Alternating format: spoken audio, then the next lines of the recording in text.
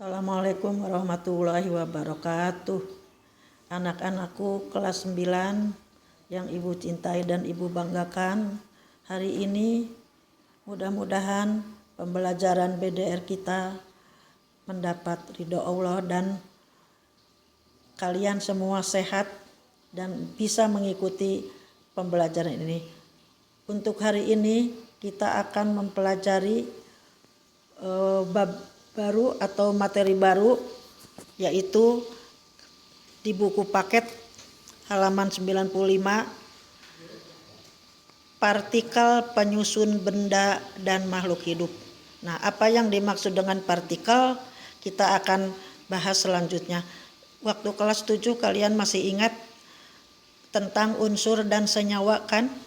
Unsur, senyawa, campuran. Nah, unsur dan senyawa itu merupakan zat tunggal. Unsur adalah zat tunggal yang tidak dapat dibagi lagi menjadi zat lain dengan melalui reaksi kimia biasa. Sedangkan senyawa juga zat tunggal, tapi bisa diuraikan menjadi zat-zat pembentuknya dengan reaksi kimia biasa. Nah, apa contoh unsur? Misalnya besi. Nah, kalau kamu punya besi, misalnya satu paku. Nah, ya, apa kaitannya pembelajaran dengan bab ini? Nah, kita akan mempelajari besi itu apa yang terkecilnya, zat apa yang terkecilnya. Misalnya kalian punya besi, paku. Nah, paku itu besi. Ya, paku dari logam besi. Nah, kalau paku dipotong menjadi dua, dipotong lagi dan menjadi potongan yang terkecil, maka kalian lihat seperti serbuk besi. Nah, di semester ganjil kalian sudah melihat ya dalam praktikum kemagnetan di semester genap, bab 1 semester genap. Nah, itu ada serbuk besi untuk mengamati medan magnet. Nah, jadi besi bisa dijadikan serbuk yang sangat kecil. Nah, apakah serbuk yang terkecil itu masih bisa dijadikan lagi? Masih. Nah, serbuk besi itu mungkin terdiri dari beberapa ribu atom. Berarti satu butir serbuk besi masih bisa dibagi lagi menjadi puluhan, ratusan, mungkin ribuan partikel yang kecil sekali. Nah, itulah yang disebut atom-atom besi. Nah, sedangkan senyawa misalnya air. Nah, air itu juga zat tunggal. Air zat tunggal. Tapi bisa diuraikan. Terdiri dari apa air? Pembentuknya air itu rumus kimianya H2O. H2O berarti terdiri dari hidrogen dan oksigen. Nah, jadi ada unsur hidrogen dan unsur oksigen dalam pembentukan air. Maka kalau air diperkecil misalnya menjadi tetes-tetes air, menjadi butir-butir air, menjadi butir-butir uap atau embun. Nah, itu butir-butir embun itu juga masih bisa dibagi lagi menjadi bagian-bagian terkecil. Nah, apa yang bagian terkecilnya? Bagian terkecilnya itu disebut molekul air. Jadi satu molekul air terdiri dari satu atom oksigen dan dua atom hidrogen. Nah, sekarang kita akan pelajari apa yang disebut atom. Nah, sebelum kita mempelajari atom, mari kita lihat apakah atom itu hanya terdapat pada zat mati saja atau terdapat juga pada makhluk hidup. Nah, di sini pada buku kalian lihat struktur penyusun daun dan molekul klorofil. Nah, kalian tahu kan fotosintesis terjadinya pada daun di bagian mananya? Di bagian klorofil. Klorofil itu terdiri dari apa? Terdiri dari di sini ada atom magnesium, ada atom karbon. Nah, di sini bisa kamu lihat, maka atom-atom tersebut ada atom oksigen, atom hidrogen, maka terjadi di bagian daun yang disebut klorofil. Nah, ya, apa klorofil? Nah, di sini bisa kamu lihat di gambarnya klorofil, ya. Nah, berarti klorofil sendiri terdiri dari atom-atom dan molekul-molekul. Nah, klorofil itu membentuk apa? Membentuk sel daun. Jadi sel daun, bagian-bagian dari sel daun diantaranya klorofil. Kemudian sel-sel daun membentuk jaringan. Jaringan di dalam daun ada beberapa, ada yang disebut jaringan palisade, jaringan bunga karang, jaringan parenkim, jaringan xilem, fluim dan seterusnya. Nah, itu dipelajari juga di kelas 7 kemarin, yaitu tentang organisasi kehidupan. Nah, jadi dari atom ke molekul, molekul membentuk sel. Nah, kalau pada makhluk hidup, molekul-molekul itu membentuk sel. Sel membentuk jaringan. Jaringan membentuk organ. Contohnya ini organ. Daun itu disebut organ. Nah, itulah subpartikel yang terdapat pada tumbuhan. Sekarang kita akan lanjut partikel-partikel kecil yang terdapat pada benda. Nah, di sini kalian lihat ini ada bulat-bulat 3, ya. Nah, itu menggambarkan atom-atom yang saling terikat.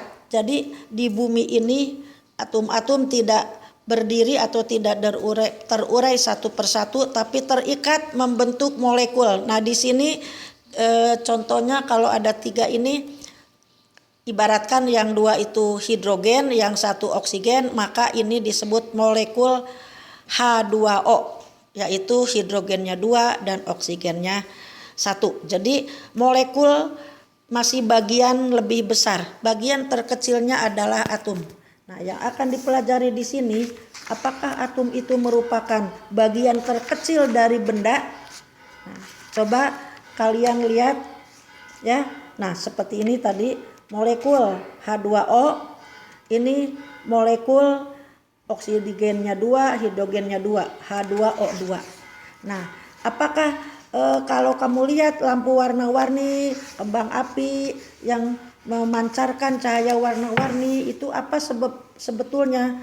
Itu adalah zat-zat yang terpancar, yang terbakar, yang memancar dari kembang api yang berwarna-warni itu menunjukkan sifat-sifat dari unsur-unsur tersebut. Ada macam-macam unsur yang dipancarkan oleh kembang api pada saat dinyalakan.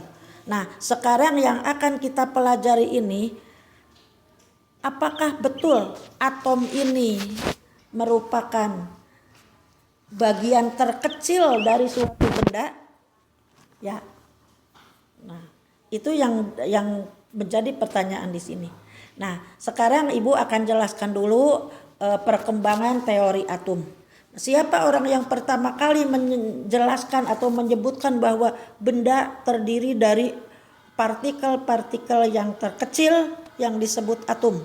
Siapa orangnya? Nah, beberapa ratus tahun sebelum Masehi itu 400 tahun, ya. Masehi pertama kali dikemukakan teori atom, pertama kali dikemukakan oleh John Dalton. Nah, menurut Dalton, nih di sini kamu lihat gambar yang paling atas. Menurut Dalton, benda terdiri dari atom-atom. Nah, itu disebut teori atom Dalton. Kemudian yang tidak bisa dipecah, yang tidak bisa dipotong lagi. Nah, seperti juga kita tahu buah kelapa. Buah kelapa itu kan mungkin zaman dulu atau kerak tidak bisa mengocek apa isinya di dalam batok. Karena tidak ada pengetahuan, tidak cukup pengetahuan dan tidak cukup alat.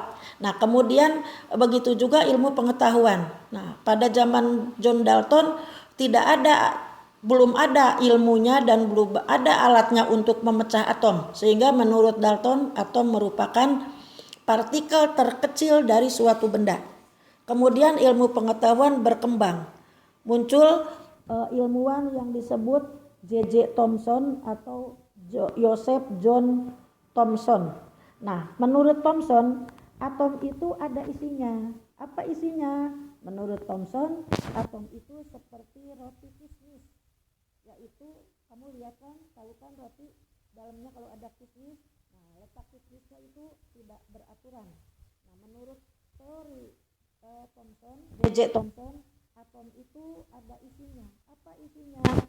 Yaitu partikel-partikel yang disebut proton dan elektron. Elektron yang bermuatan negatif, proton bermuatan positif. Dan letaknya tidak beraturan di dalam atom. Maka ibaratnya seperti roti kismis menurut B.J. Thomson. Jadi yang disebut teori roti kismis. Yang ketiga, nah baru ini diselidiki lagi keberadaan atom itu oleh Ernest Rutherford. Nah, Ernest Rutherford itu mengadakan percobaan, yaitu menembaki atom dengan partikel kecil, yang partikel sinar alfa. Nah, maka ternyata setelah ditembaki dengan partikel-partikel emas ya yang ditembaki, begitu ditembaki ternyata yang menembak itu mental. Nah, ibaratnya begini, kalian menembak buah pepaya yang matang di pohon. Nah, begitu kalian tembak, maka pelurunya masukkan nyelusup ke dalam pepaya. Kenapa? Karena pepaya dalamnya lembek, sehingga pelurunya nyelusup dan mungkin tembus. Nah, tapi kalau kalian tembak buah kelapa, maka pelurunya akan menembus tapasnya, kulit luarnya, dan tidak bisa menembus batoknya. Maka pelurunya akan mental. Nah, itulah ibaratnya yang diselidiki oleh yang di percobaan Ernest Rutherford. Jadi menembaki atom-atom dengan menggunakan sinar, dan ternyata sinar yang ditembakkan itu mental. Balik lagi, mantul. Nah, maka Ernest Rutherford menyimpulkan bahwa atom itu isinya sangat keras, yang disebut masif. Ya, jadi atom berbentuk bola yang di tengah-tengahnya terdapat inti atom yang merupakan pusat muatan positif dan pusat massa. Sedangkan elektron bergerak berputar mengelilingi inti. Nah, jadi pertama kali Ernest Rutherford mengadakan percobaan, ternyata partikel yang ditembakkan ke atom itu mental, itu menunjukkan bahwa atom ada intinya yang masif. Dan menurut Rutherford, inti atom yang terdiri dari proton dan neutron berada di tengah, ya seperti biji kalau buah-buahan, dan elektron berada di luarnya. Nah, berarti jelaslah bahwa atom itu tidak atau bukan merupakan zat yang partikel yang paling kecil, tapi masih ada isinya. Apa isinya? Ada 3 jenis partikel. Nah, di sini kalian lihat partikel apa saja yang membentuk atom. Nah, yang ada di lingkaran paling luar, di luar itu disebut elektron. Jadi elektron mengelilingi inti atom. Kemudian di tengahnya inti atom atau nukleus, ya, atau terdiri dari apa? Inti atom terdiri dari proton dan neutron. Proton partikel bermuatan positif, sedangkan neutron partikel bermuatan negatif. Jelas ya? Jadi sebuah atom terdiri dari subatomik atau partikel-partikel kecil yang disebut proton dan neutron ada dalam inti, sedangkan elektron ada di bagian luar atau di bagian kulit atom. Nah, sekarang kita lihat apakah sama isinya atom-atom itu, intinya. Kalian nanti akan mempelajari nomor atom dan nomor massa. Itu menunjukkan bahwa inti atom berbeda jumlahnya. Jenisnya sama. Inti atom terdiri dari proton dan neutron, tapi jumlahnya beda. Itulah yang membedakan jenis-jenis zat. Misalnya hidrogen, oksigen, helium itu berbeda jumlah. Hidrogen atom yang paling ringan, yang paling kecil, yaitu intinya terdiri dari satu proton dan di kulitnya hanya terdiri dari satu elektron.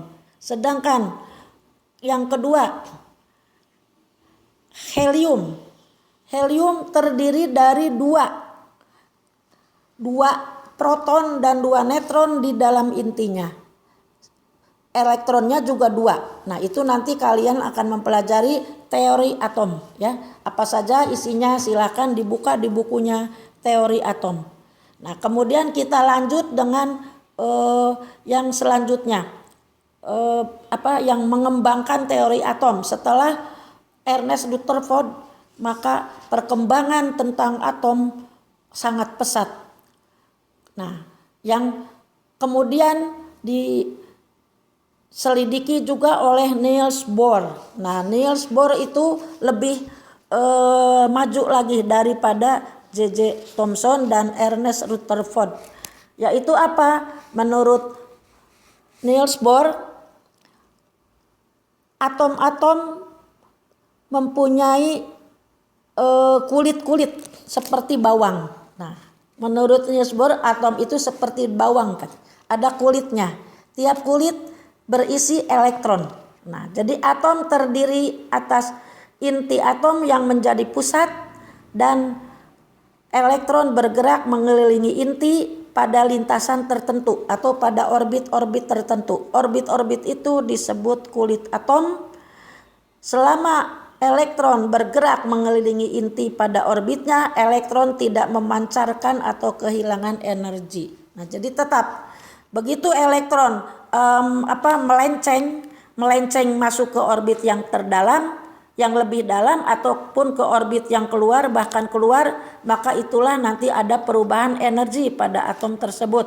Misalnya atom elektron pindah dari orbit luar ke orbit dalam. Jelas energinya orbit dalam lebih kecil sehingga dia harus membuang energi. Maka itulah ada energi yang dibuang saat atom pindah dari kulit luar ke kulit dalam. Begitu sebaliknya. Kalau elektron pindah dari kulit dalam ke kulit luar, maka elektron itu memerlukan energi. Nah, kemudian yang keempat adalah teori atom modern.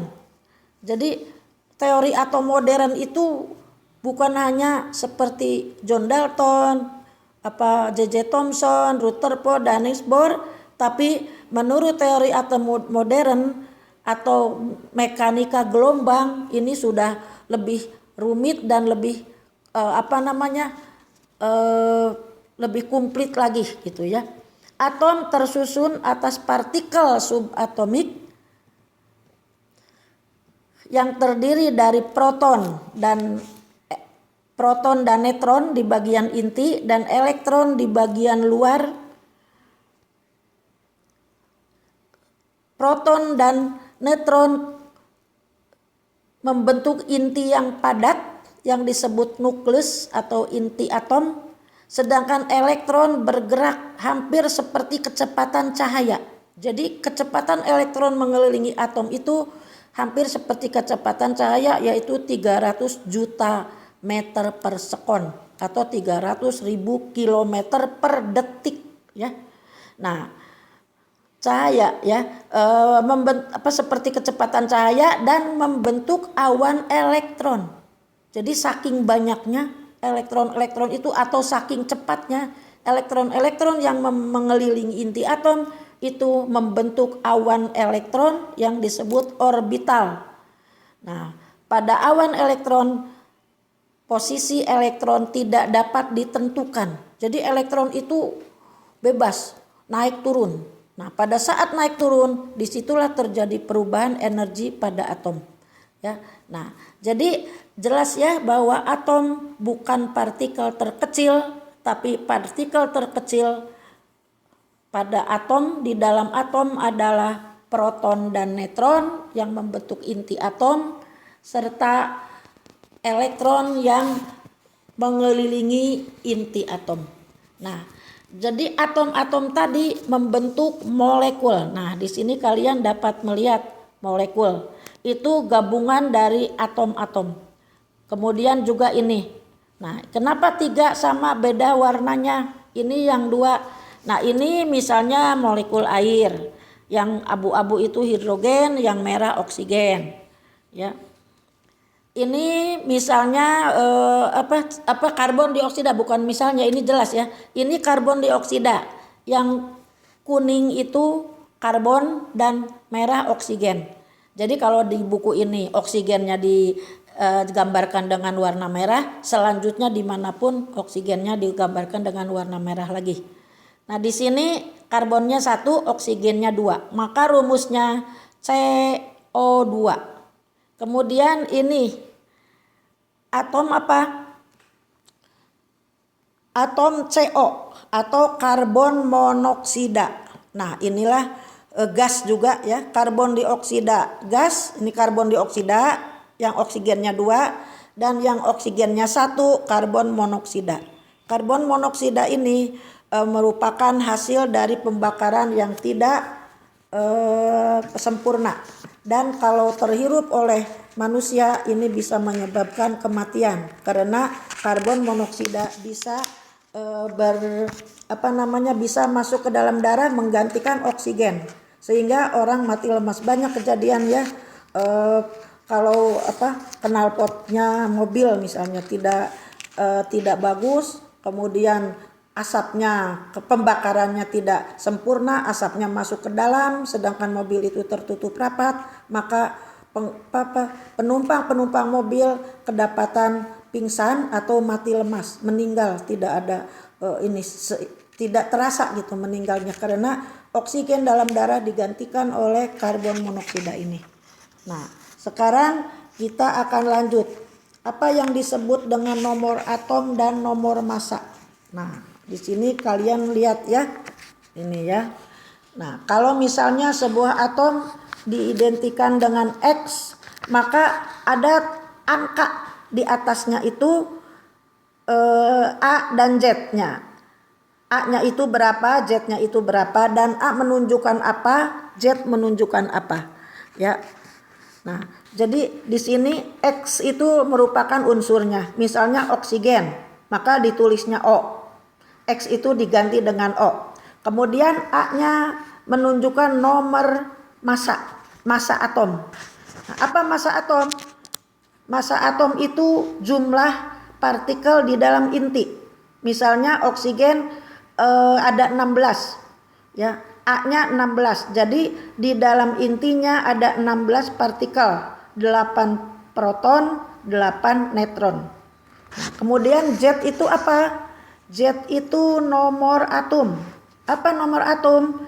Nomor atom adalah jumlah proton atau elektron dalam suatu atom. Nah, jadi Z-nya nomor atom menunjukkan banyaknya proton atau banyaknya elektron, sedangkan A menunjukkan jumlah partikel di dalam inti. Apa saja? Proton dan neutron. Contohnya oksigen ditulis O816. Nah, 8-nya Z, 16-nya A. Maka oksigen di dalam intinya ada 8 proton dan 8 neutron.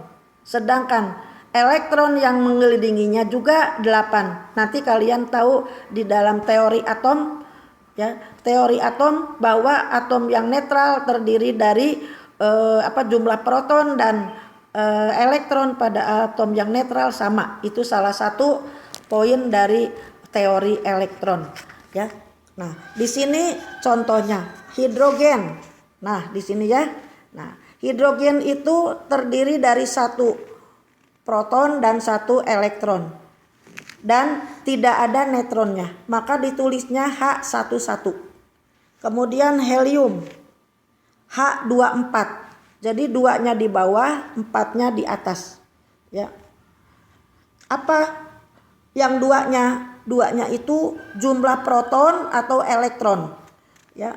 Yang 4-nya itu jumlah di dalam inti, yaitu terdiri dari 2 proton dan 2 elektron. Jadi ditulisnya He24. Kemudian yang ketiga itu karbon. Yang ketiga karbon. Karbon ditulisnya C612. Apa artinya? Yang 6 itu menunjukkan proton atau elektron, yang 12 itu menunjukkan jumlah partikel di dalam inti yang terdiri dari 6 proton, 6 neutron. Ya. Nah, sekarang yang ini apa? Br 3580.